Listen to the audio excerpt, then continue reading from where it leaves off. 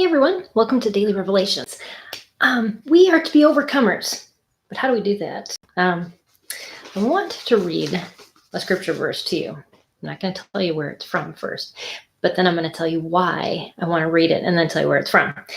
Behold, I stand at the door and I knock.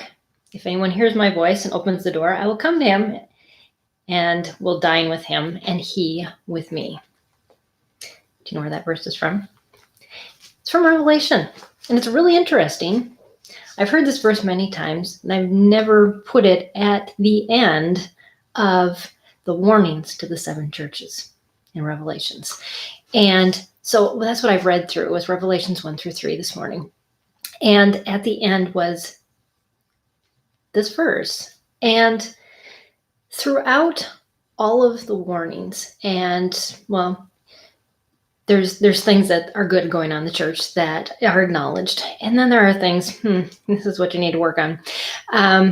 And for those who overcome, these are the promises that in each of these situations that these churches are going through, there are some things that they're getting tripped up on. There's some things that they're doing good. But can you overcome this circumstance? And what is the promise of the kingdom to come for those who overcome? And I'll go through those in just a minute. But the key to this is understanding we don't overcome out of our own effort. We overcome because Jesus is knocking, and we need to answer the door and sit down and dine with him and be fueled to overcome.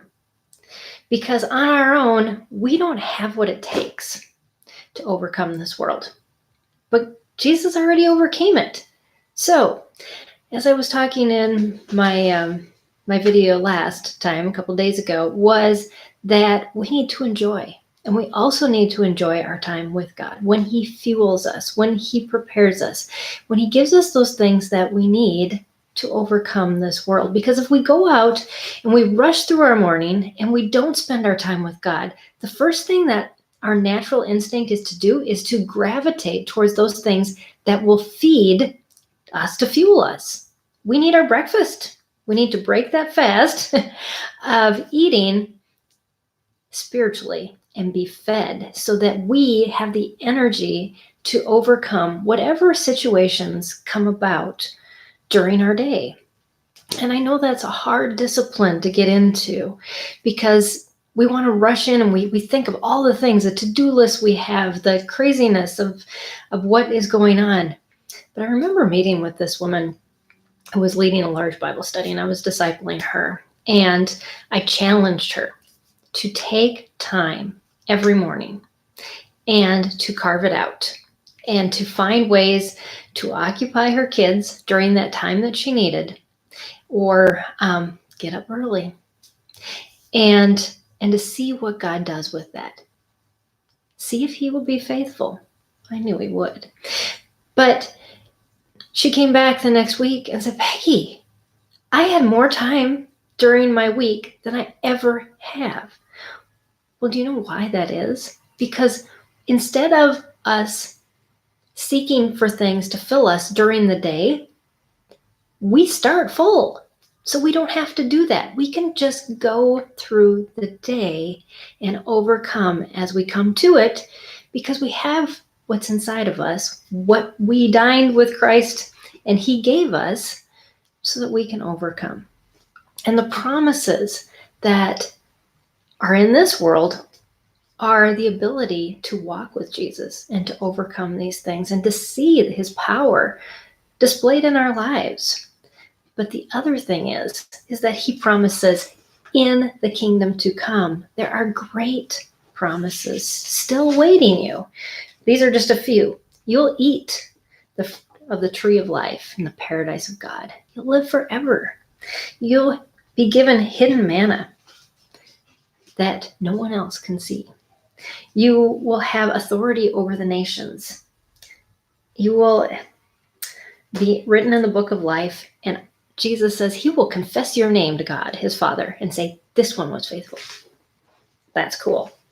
You will be a pillar in his temple. You will have authority.